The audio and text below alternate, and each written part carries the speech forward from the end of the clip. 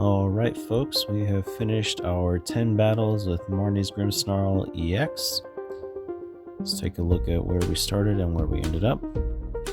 So we started at the very top of the Corviknight and the Great Ball. One win got us to Tyranitar, and then 4 more wins, or rather, I think it was 3 more wins. 4 wins total with Marnie's Grimmsnarl got us to Mewtwo. And of course, once you're in the Ultra League, any losses you do lose points for. So we teetered a little bit back and forth, but overall with 7 wins and just 3 losses, we were able to make it close to the Giratina rank. So overall, really good. This is the first deck that we've used that was not split 50-50. And even though I lost 3, 1 or 2 of those I think that I still could have won, possibly, but let's look at the stats a little bit closer.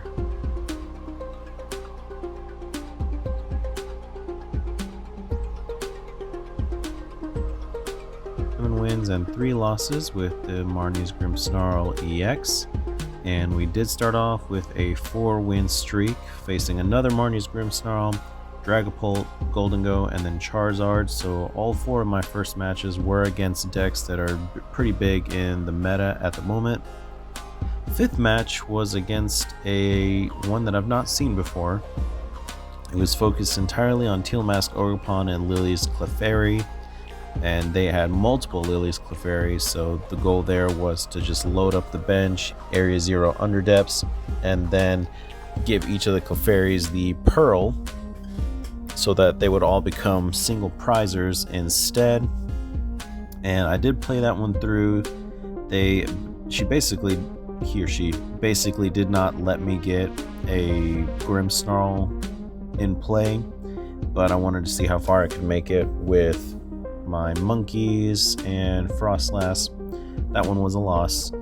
And then I faced a Genesect EX, which had some Duraludon, and they never got to evolve them. They never used the ability to search for evolution metal Pokemon, so I don't know what happened there.